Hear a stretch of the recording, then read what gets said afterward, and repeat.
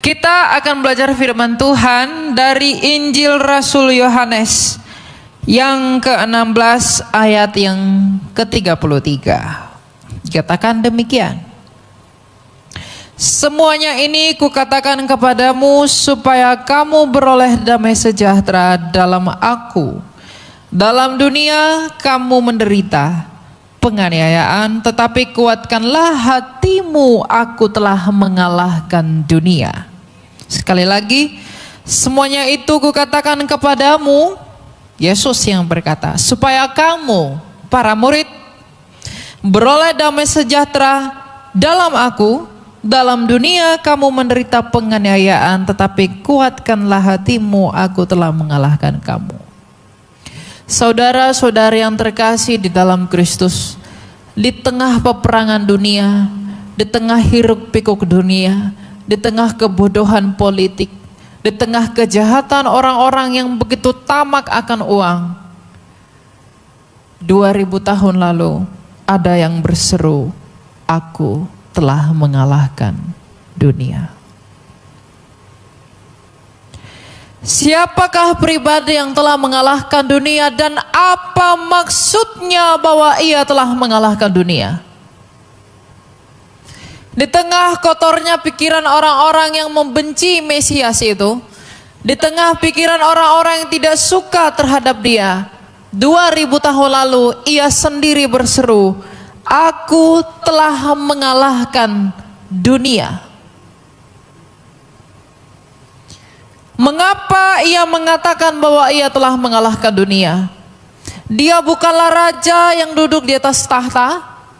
Dia bukanlah seseorang yang memperoleh jabatan di dalam kekaisaran Roma. Dia bukanlah seseorang yang terpandang sehingga kita mau mengingini dia. Tapi ia sendiri mengatakan, bukan aku akan mengalahkan dunia, aku segera mengalahkan dunia. Tapi ia berkata, aku telah mengalahkan dunia. Apa maksudnya? Tuhan Yesus mengatakan hal ini sebelum ia naik ke atas salib untuk melakukan kehendak Bapanya yang mulia itu. Ia memperkatakan kepada para murid, agar kamu beroleh damai sejahtera di dalam aku, sebab aku telah mengalahkan dunia. Artinya adalah bahwa Kristus yang kerajaannya bukan dari dunia ini, telah datang ke dunia ini, mengalahkan dunia ini melalui kekudusannya. Dunia ini begitu cemar, tapi Kristus telah diuji oleh berbagai pencobaan yang diizinkan oleh Bapanya dan juga kehendak dari dirinya sendiri. Namun ia tahan uji yang membuatnya tidak takluk kepada iblis. Maka ketika kita semua, terlebih-lebih lagi saya orang berdosa, kita semua yang adalah orang berdosa yang ikut di dalam dunia, maka ada satu pribadi yang bernama Kristus Yesus yang tidak takluk kepada dunia melalui kekudusannya. Maka dengan kudusnya ia, dengan taatnya ia di dalam kayu salib, dengan tidak berdosanya ia, maka ia telah mengalahkan dunia. Lalu ia juga mengalahkan dunia ketika ia sudah naik di atas salib. Sebelum ia naik ke atas salib, ia telah mengalahkan dunia. Ketika dia naik ke atas salib, dunia ini bersorak-sorai. Para imam-imam Farisi begitu bersukacita, orang Roma begitu bersukacita melihat bahwa Kristus Yesus telah naik sebagai penjahat yang disebut sebagai penjahat untuk pantas dihukum mati di atas kayu salib. Tetapi dengan terpakunya ia di atas kayu salib, ia juga telah mengalahkan dunia. Karena ia terpaku bukan karena kejahatannya, tapi ia terpaku karena kamu dan saya. Dan ketika ia telah turun dari salib, ia dibawa ke kuburannya. Ketika ia terkubur juga, ia telah mengalahkan dunia. Karena ternyata ia tidak menetap di dalam kuburan. Ia bangkit menjadi pemenang. Ia keluar dari kematian, yang artinya maut dan kematian itu tidak menahan dia.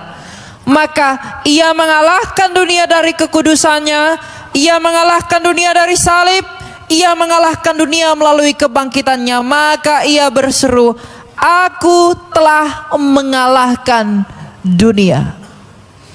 Jadi jikalau engkau difitnah, Yesus telah menang. Jikalau engkau disakiti, Yesus telah menang. Jikalau engkau menderita, Yesus telah menang. Dan jikalau kau dianiaya, Dia masih menang. Maka apakah alasanmu untuk takut hidup bersama Dia hingga hari ini? Apakah yang menjadi sumber ketakutanmu? Apakah yang menjadi sumber penderitaanmu? Apakah yang menjadi sumber kebanggaanmu? Apakah yang ada di dalam pikiranmu? Apakah yang ada di dalam hatimu?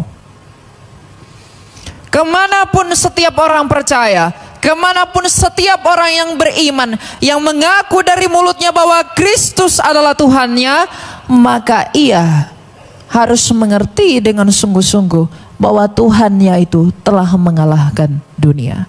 Maka seharusnya orang Kristen, engkau dan saya yang mengaku bahwa kita semua adalah pengikut Kristus, tidak perlu takut akan dunia, sebab Ia telah mengalahkannya.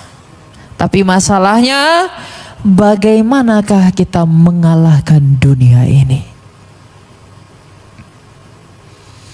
Bagaimanakah saya orang berdosa untuk bisa mengalahkan dunia ini? Bagaimanakah saya orang lemah? Bagaimanakah saya orang miskin? Bagaimanakah saya orang yang sering dicemooh, orang yang sering difitnah bisa mengalahkan dunia ini? Apakah saya hanya bermimpi? Tetapi kitab suci berkata, oleh karena persatuanmu dengan Yesus Kristus yang telah mengalahkan dunia ini, maka engkau dapat melakukannya bukan karena dirimu sendiri, tetapi oleh karena imanmu kepada Yesus Kristus. Sebab saya dan kamu bukan hanya tubuhnya dan Ia sendiri adalah kepala, tetapi saya dan kamu adalah ranting dari pokok anggur yang benar itu, yang oleh karenanya saya dan kamu tercangkok di dalam Dia. Jadi bagaimana caranya engkau menghadapi dunia? Bukan untuk kemampuanmu, bukan untuk kehebatanmu, bukan untuk apa yang ada padamu. Bapak saya polisi, keluarga saya tentara, saya punya jabatan, saya punya power, saya punya kuasa. Engkau masih di dalam dunia, belum mengalahkan dunia, karena kamu pun mati. Karena kamu pun binasa kalau kamu hanya mengandalkan itu, namun tidak tercangkok kepada Kristus. Tidak ada kuasa di luar Kristus yang bisa membawa kamu sebagaimana Kristus telah membawa kemenangan itu. Jadi perhatikanlah. Saya mengatakan saya telah menang bukan karena kehebatan saya. Karena apalah saya di hadapan Tuhan?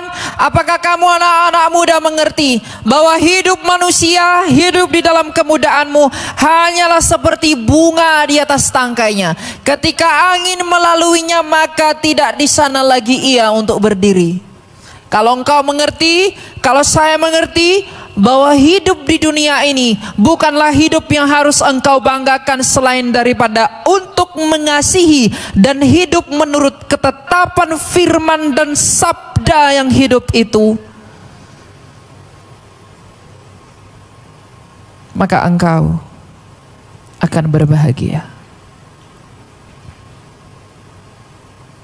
Kalau kamu tahu bahwa hidupmu ternyata hanya untuk menyenangkan Tuhan, karena Kristus telah mengalahkan dunia, maka saya dan kamu harus hidup menurut apa yang Dia mau. Kemanapun kamu melangkah, kemanapun saya melangkah, ukir di dalam hatimu yang adalah sumber hidupmu bahwa Kristusmu telah mengalahkan dunia. Kamu tidak perlu takut menghadapi apapun. Kamu tidak perlu khawatir karena kekhawatiranmu tak akan menambah apapun. Kamu tidak perlu risau tentang apa yang akan kamu makan. Kamu tidak perlu khawatir tentang apa yang akan kamu pakai. Kamu tidak perlu khawatir akan apa yang akan kamu minum. Tapi karena Kristus telah mengalahkan dunia, maka ketika engkau sungguh-sungguh hidup di dalam Dia, di dalam perintahnya, di dalam kekudusannya, di dalam pengorbanannya, di dalam penderitaannya, yang dengan demikian di dalam kemenangannya, engkau tak takut tentang apapun yang ada di hadapan matamu untuk menghadapi dunia ini. Sebab Kristus sendiri telah menang. Jadi jangan berkata, aku telah menang, tapi engkau sendiri tidak mengerti kemenanganmu itu kemenangan yang bagaimana. Jangan engkau berkata, aku telah menang, tetapi kemenanganmu itu bukan oleh karena engkau mengandalkan Tuhanmu. Tapi katakanlah bahwa kamu telah menang karena apa yang kamu percayai telah menang. Itulah Yesus. Buah dari pernyataan Yesus Kristus kepada muridnya yang mulia ketika ia berkata, engkau akan tinggal di dalam damai sejahtera yang daripadaku karena aku telah mengalahkan dunia. Maka apa yang seharusnya terjadi pada kita ketika kita menerima bahwa Kristus telah mengalahkan dunia adalah sebagaimana yang terjadi kepada para rasulnya. Ketika para rasulnya mendengar, para muridnya mendengar bahwa Kristus telah mengalahkan dunia, apa yang dialami para muridnya? Mereka bertransformasi. Mereka mengubah mindset, mengubah hati, mengubah cara berpikir, mengubah hidup mereka. Bukan lagi tentang mereka, bukan lagi tentang Petrus sebagai pelayan, bukan lagi tentang Paulus sebagai pembunuh, bukan lagi tentang Bartolomeus, bukan lagi tentang Andreas, bukan lagi tentang yang lain, tapi semuanya tentang Kristus. Maka ketika mereka berjalan oleh karena untuk dan hanya kepada Kristus. Dan itu terlihat dari buah-buah mereka, dan pada akhirnya mereka menang. Dan kalau engkau dan saya ingin seperti itu, maka hidupmu hanya untuk dan oleh karena Kristus saja. Ketika saya mengatakan Kristus telah menang atas penganiayaan, apakah saya harus terluput dari penganiayaan? Tidak. Ketika saya mengatakan Kristus telah menang atas dunia, apakah saya harus luput dari penderitaan? Tidak.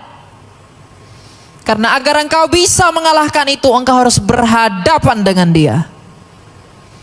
Agar engkau bisa menaklukkan itu, engkau harus berhadapan dengan Dia, agar menjadi nyata bahwa kuasa Tuhan menaungi kamu di dalam ketidakberdayaanmu.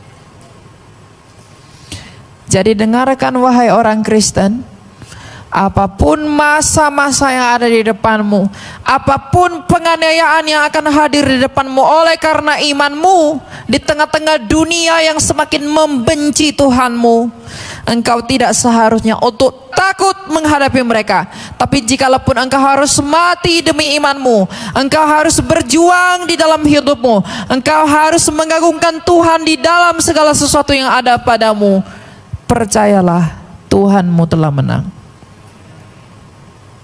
Itu yang harus ada di dalam hatimu.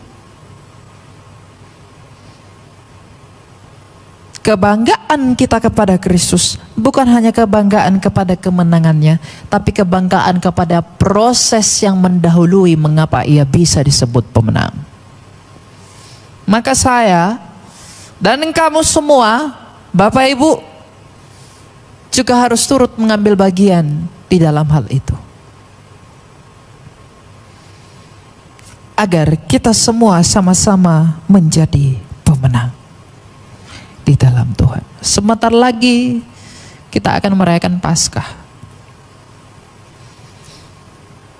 Paskah itulah puncak kasihnya Kristus. Renungkan sekarang sebelum kamu sampai kepada Paskah itu. Renungkanlah. Apakah ia layak sebenarnya terpaku oleh karena aku yang bukan apa-apa ini? Apakah ia layak harus tersalib di sana? Apakah seharusnya ia harus mendapat itu demi aku? Tapi bukan karena dia siapa-siapa, tapi karena dia adalah Allah. Untuk kamu, untuk saya, orang berdosa. Saya mengingatkan dari atas ini kepada kita semua, pengadilan Kristus itu menakutkan. Penghakimannya di hari penghakiman kelak itu menakutkan siapapun. Kalau orang lain menertawakan imanmu, menertawakan jerih payahmu demi Kristus, menertawakan pelayananmu, doakan dia. Karena ia tidak akan pernah bisa tertawa ketika berhadapan dengan Kristus di hari pengadilannya. Apa yang kau bisikkan dalam kamarmu, itu akan diumumkan dari atap rumah. Apa yang kamu ketik di dalam HP-mu, itu akan dibukakan di hadapan seluruh dunia. Maka berhati-hati, karena tak akan ada yang sanggup memandangi wajah raja yang tak berkebinasaan itu ketika pengadilannya tiba. Renungkanlah dalam hatimu saat ini juga. Pikirkanlah, apakah yang akan kujawab ketika aku berhadapan dengan raja itu? Apakah yang aku katakan ketika aku diadili? Kepadamu engkau sendiri yang tahu sebagaimana besar kasih karunia Tuhan, apa yang telah Tuhan berikan dalam hidupmu, apa yang telah Tuhan limpahkan dalam hidup kita, apa yang telah Tuhan anugerahkan kepada kita. Kalau kita dipercayakan suatu hal, kita dianugerahkan beberapa hal, banyak sedikit, banyak atau sedikit, sedikit atau banyak, kamu harus mempertanggungjawabkan itu kelak di hadapan Allahmu. Maka sekarang pertanyakanlah, ketika aku sudah dianugerahkan oleh Tuhanku, apa yang sudah aku lakukan demi dan kepada Dia? Agar engkau selalu tidak berjalan oleh karena dirimu sendiri. Sebab Rasul Paulus berkata bahwa hidupku bukan aku lagi, tapi hidupku meskipun di dalam daging, tapi di dalam daging berdasarkan iman kepada Kristus. Maka pikirkanlah, ketika engkau mati, ketika saya mati, apakah yang akan aku katakan di hadapan Rajaku itu atas karunia yang Ia telah berikan kepadaku? Apa yang telah engkau perbuat? Apa yang telah engkau lakukan? Apa yang telah saya lakukan atas anugerah yang Tuhan limpahi kepada saya? Orang yang mendapat banyak akan dituntut lebih banyak. Orang yang mendapat sedikit akan dituntut lebih sedikit. Kamu dan saya yang tahu apa yang telah Tuhan berikan kepada saya dan kamu. Maka pikirkanlah, apa yang akan kamu katakan di hadapan pengadilannya. Wahai engkau, aku telah memberikan engkau berbagai rupa-rupa karunia dan anugerahku telah melimpahi kamu. Tapi apakah yang telah engkau lakukan buatku sebagai tanda kasih-Mu?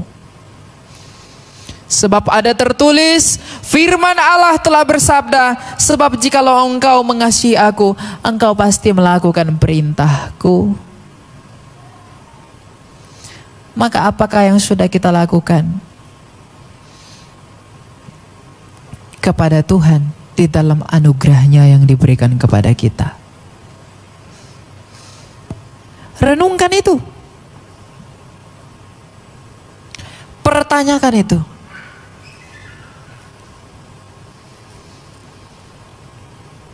Di dalam hatimu yang paling dalam, tanyakanlah kepada jiwamu. Apakah yang aku harapkan, wahai jiwaku? Apakah yang engkau harapkan? Apakah yang engkau dambakan, wahai jiwaku? Mengapa engkau meletakkan harapanmu kepada sesuatu yang bisa usang? Kenapa engkau meletakkan dambaanmu kepada sesuatu yang akan bisa rusak? Dan apakah yang sudah engkau lakukan, wahai jiwaku, kepada Allahmu yang telah menyelamatkanmu? Inikah yang engkau inginkan? Ini menjadi refleksi bahwa Kristus telah menang. Ketika ia mengatakan aku telah menang, itu menjadi refleksi apakah kita layak disebut sebagai pemenang di dalam iman kita yang berbuah atau tidaknya itu. Kalau engkau mengatakan, kalau saya mengatakan saya pemenang di dalam iman kepada Kristus, tapi itu tidak berbuah, engkau bukan pemenang. Dan saya bukan pemenang.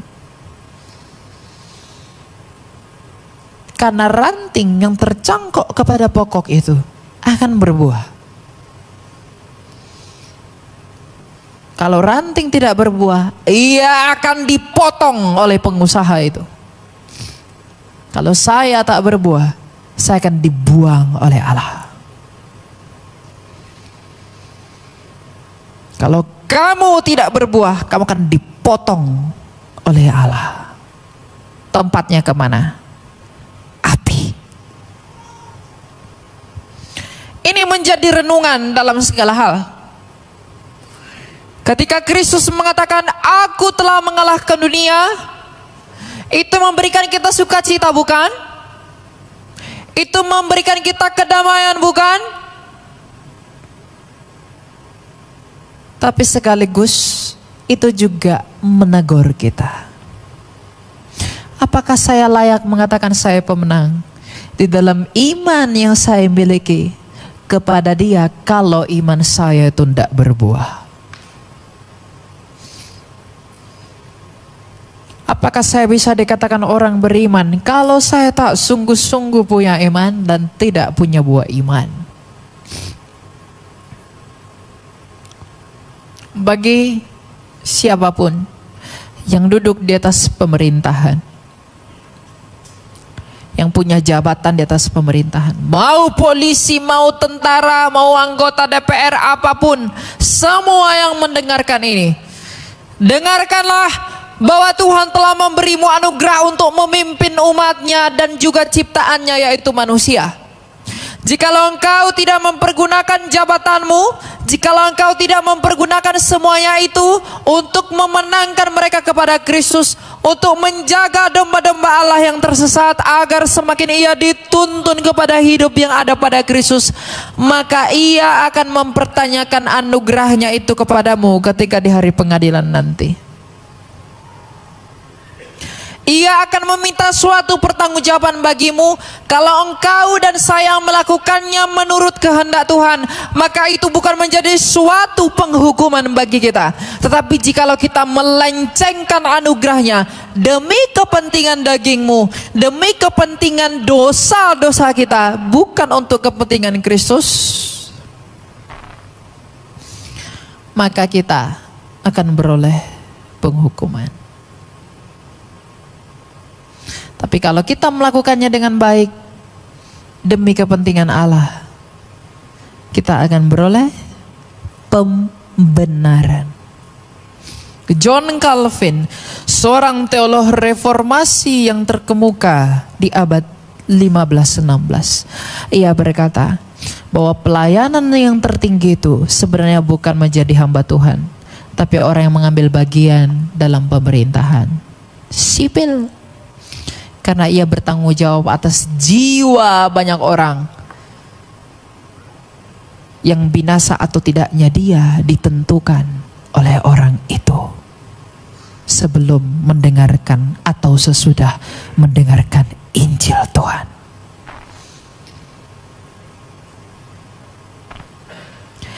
Jadi renungkanlah bahwa Dia telah mengalahkan dunia. Itu bukan tentang hal yang enak-enak di telingamu. Tapi lihat kembali apa yang membuat ia telah menang. Dan apa yang ia lakukan setelah menang. Kita mengambil bagian di dalam Dia karena Dia tahu, kalau kamu mengambil bagian di dalam aku, engkau akan menjadi seperti aku. Lalu kita bangga mengatakan, aku mengambil bagian di dalam Tuhanku. Tapi kita tidak hidup menurut sebagaimana ia hidup. Tak akan ada kemenanganmu. Tidak ada kemenangan. dari hal yang seperti itu. Apalagi anak-anak muda yang di dalam kemudaannya masih berpikiran bahwa marilah kita melakukan hidup sebagaimana orang lain hidup. Marilah aku, wahai anak muda, hidup memanfaatkan masa mudamu. Habiskan semuanya sebelum kamu tua. Engkau tidak bisa melakukan apapun ketika engkau tua. Puaskan di masa mudamu. Apakah engkau pernah melihat orang yang mati sebelum kamu? Orang yang terbaring di dalam peti matinya tidak ada kemuliaan di wajahnya. Tidak ada kemuliaan di dalam wajahnya ketika ia mati. Ada begitu banyak orang muda, lebih muda dari saya, telah mati. Ternyata hidup ini bukan tentang kamu muda atau tidak, tapi tentang kamu mengingat kematianmu atau tidak. Karena kalau kamu selalu mengingat kematianmu, engkau akan selalu mau melakukan apa yang Allah sukai. Karena ketika engkau tahu bahwa betapa cepatnya manusia melupakanmu setelah kematianmu, engkau tak akan melakukan apapun yang disenangi oleh siapapun kecuali kesenangan Allah. Di dunia ini berapa lama engkau akan hidup? Jadi agar Kristus yang telah menang dan engkau pun turut bisa dimenangkan, dan saya pun turut bisa dimenangkan, maka firman Allah yang hidup ini menuntut saya dan menuntut kamu untuk hidup menurut Dia, agar kita mengambil bagian di dalam kemenangan yang Dia peroleh itu. Jangan takut, jangan khawatir, jangan cemas. Kecemasanmu, kekhawatiranmu, ketakutanmu tidak akan pernah menambahkan apapun dalam hidupmu. Tapi justru ketakutanmu, kekhawatiranmu, dan kecemaranmu harus kamu hadapi dengan kenyataan bahwa Kristus sudah menang. Tapi untuk menjadi pemenang, engkau harus menghadapinya terlebih dahulu. Bagaimana cara menghadapinya? Rasul Paulus berkata, pergunakanlah senjata iman agar kamu bisa menjadi pemenang. Renungkanlah apa yang akan saya jawab di hadapan pengadilan Tuhan. Apa yang sudah saya lakukan atas anugerah yang Ia limpahi kepada saya. Apa yang akan saya jawab, dengan kemampuan apa saya akan berbicara di hadapan Rajamu ketika hari pengadilan. Yang kedua, ketika kita berusaha untuk melakukan itu, renungkanlah bahwa saya akan menang karena Kristus telah menang. Tidak ada orang yang bertobat sempurna, tapi kesempurnaan Kristus yang menyempurnakannya. Tapi setidaknya orang yang sungguh-sungguh diselamatkan adalah orang yang mau berjuang mengasihi Allah, mengasihi sesamanya, dan mengasihi dirinya sendiri. Jadi ketika saya berjuang, kamu pun berjuang untuk keluar dari dosa-dosa, untuk mengalahkan hawa nafsu, untuk menyenangkan hati Allah, untuk menaklukkan keinginan daging saya. Saya tidak akan pernah bisa sempurna, tetapi Kristus akan menyempurnakan kita di akhir pertandingan kita. Sebab Paulus telah membuktikannya. Ia telah bertanding dalam iman. Ada duri dalam dagingnya, tapi ketika ia mau mati, ia berkata, aku telah menyelesaikan pertandinganku dengan baik. Hidup adalah pertandingan. Usahakanlah, upayakanlah hal-hal yang baik agar itu dapat menolong kita di hari pengadilan untuk menjawab Kristus, Raja yang tak berkebinasaan itu. Bukan agar kita selamat, tetapi agar kita memperoleh upah di tempat itu. Karena Tuhanmu bukan Tuhan yang membiarkan kesalahan, tapi Tuhanmu, Yesusmu, Kristusmu, Allahmu itu adalah Tuhan yang menuntun kita semua kepada apa yang ada padanya. Kekudusan, kemurnian, cinta kasih. Hiduplah untuk itu. Karena untuk itulah semua kita dipanggil. Cintailah Allah, cintailah manusia. Lakukanlah yang baik, lakukanlah yang benar, demi pertanggungjawaban imanmu di hadapan tahta pengadilan Tuhan. Kristus telah menang, maka seharusnya saya dan kamu pun harus menang di dalam Dia. Tuhan memberkati.